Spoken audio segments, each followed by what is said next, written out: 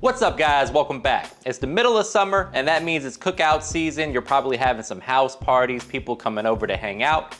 I'm gonna show you a delicious appetizer recipe, but you might wanna save this one for your guests that you actually like because today I'm gonna show you this fantastic surf and turf egg roll recipe. In this egg roll, we have lobster claw meat, we have sirloin steak, and plenty of cheese, fried to perfection. But before we get into the recipe, please take a quick second to subscribe to the channel. Make sure you hit that bell to enable notifications as well. All right guys, meet me in the kitchen, let's make it happen. First things first, let's take a look at these ingredients. Here we have some pre-cooked lobster claw meat. I got this from the frozen section in Wegmans. Great product, you can probably find it at most grocery stores as well. We also have some sirloin steak here that I got on sale, kind of offset the expensive lobster meat that we have. We got some mozzarella cheese. Feel free to use whatever shredded cheese you like, something that's gonna melt nicely like a mozzarella. We have half of a diced onion, a few tablespoons of diced parsley, and of course our egg roll wrappers. All right, so the first step to prepping these egg rolls is to slice up our steak. You want the steak to be nice and cold, preferably fresh out of the freezer for a couple minutes. You also wanna make sure that you slice against the grain, and the grain are these lines of fat that you see going throughout the meat. So if they're running this way, we wanna slice this way. That's gonna ensure that the steak stays nice and tender.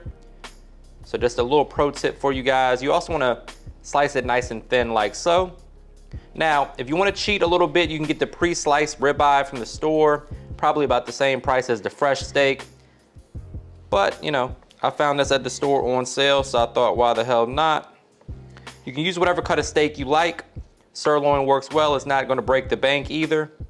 But just like I said, make sure you cut against the grain. All right, so we got our steak sliced and prepped.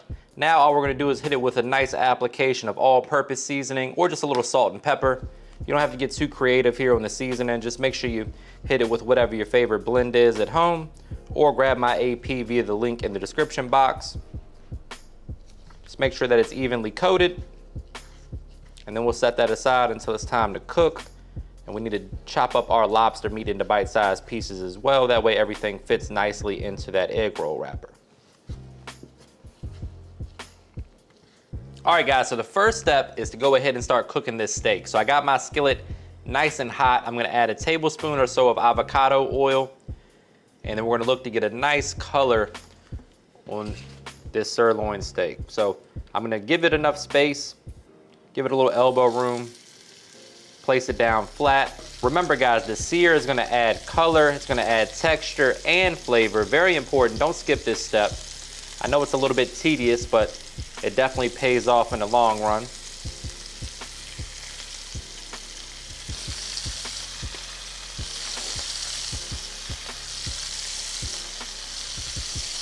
So this steak's gonna cook pretty quick guys. You're just looking for that color to develop, just like you see right there. Once you've got some color, go ahead and flip it over. Then we're gonna add in our onions.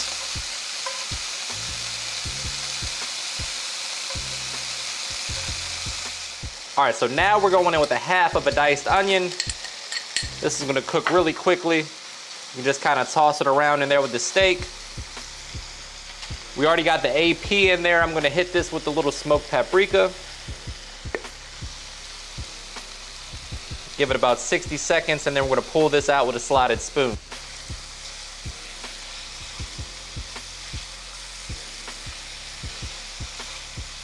So now that we got the steak and the onions right where we want it, I'm gonna use this slotted spoon to remove it. We want this to cool off to room temperature so that our egg roll wrappers don't split. And then we're gonna warm up that lobster meat with some garlic and all this residual flavor that's in the bottom of this cast iron skillet. No flavor left behind, my friend. If there's some onions left in there, no big deal. All right, so I'm gonna turn my heat to low and going in with a tablespoon or two of butter. Butter makes everything better. And of course it tastes good with lobster. Remember guys, we're here for a good time, not a long time. As that butter is starting to melt, I'm gonna go ahead and add in our lobster meat. It's already cooked, so you don't have to worry about cooking it much more. We just wanna warm it through, get that butter flavor in there along with some garlic, about a teaspoon or so of garlic paste, a tablespoon or so of parsley, for color and a little freshness. And some Old Bay. A minute or less, and then we're gonna remove that and allow our steak and our lobster to cool. And then we're gonna make some egg rolls. Oh man, that smells good. Look at that. All right, so literally after about 45 to 60 seconds, the lobster's taking on that butter, garlic, Old Bay, all that good stuff. We're gonna use our slotted spoon to remove that. And then we're gonna allow the lobster and the steak to come up to room temperature, cool off just enough for us to handle it, and so that it doesn't split our egg roll wrapper. But we'll be right back to roll some egg rolls. All right guys, so as you can see, in a large mixing bowl, we've added the steak and the lobster. Get in there with a hand and kind of mix everything to combine. Next, I'm going in with about 2 tablespoons of sweet chili sauce, mostly because it's delicious.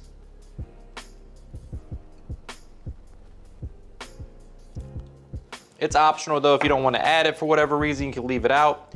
We're also going to go in with about 1.5 cups of shredded cheese. Make sure you save enough to add to your egg roll as well. Then we're just going to get in there with our hands and mix everything to combine. Make sure everything's kind of evenly distributed. You got this, equal parts lobster to steak. Good amount of cheese. Good amount of chili sauce. As always, guys, the specific measurements and ingredients are provided for you in the description box below, so don't forget to check that out. And now, my friends, it's time to prep your rolling station. Find the best roller in the house. You guys know what I'm talking about. We're gonna roll some egg rolls. I have some egg wash here that I'm just gonna brush along the edges.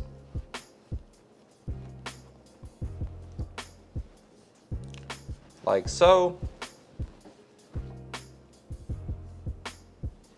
We're gonna take a little bit of cheese right in the middle. And then we're gonna take our filling and pile that in the middle as well.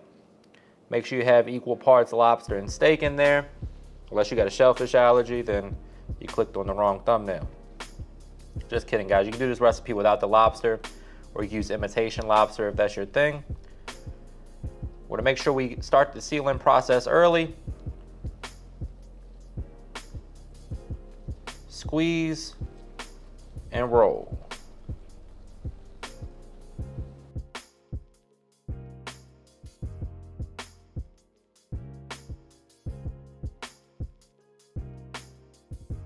So once your egg rolls are prepped and ready, I like to go down with about 1 tablespoon or so of cornstarch just to sprinkle on top. That does a couple things. It kind of helps seal any potential cracks that might be on your egg rolls. It also helps prevent them from sticking together. And it doesn't hurt the crispiness of the egg roll. So I like to add a little bit of cornstarch. You can roll them around in that cornstarch just to make sure that they're coated. And it'll help you have perfect egg rolls. All right, so we're looking for 350 degrees on the oil. The best way to know that is with a digital food thermometer. We're right there at 360, so we're good to drop these. Or place them in there gently, I should say. Never drop anything into hot oil, guys. Quick PSA. Don't overcrowd your fryer. These are gonna fry up really quick, about 4 or 5 minutes max. Looking for a nice golden brown and beautiful color. Just get in there occasionally to make sure they're not sticking to the bottom or sticking to each other. But that cornstarch should help with that.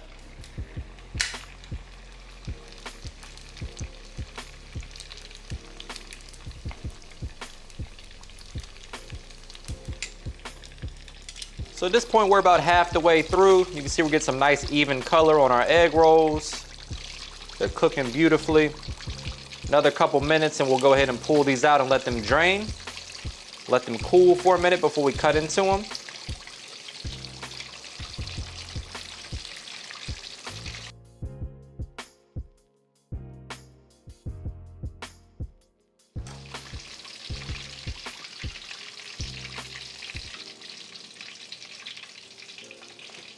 All right, now it's time to plate these up. I'm gonna cut these egg rolls on a bias or at an angle like you see right here.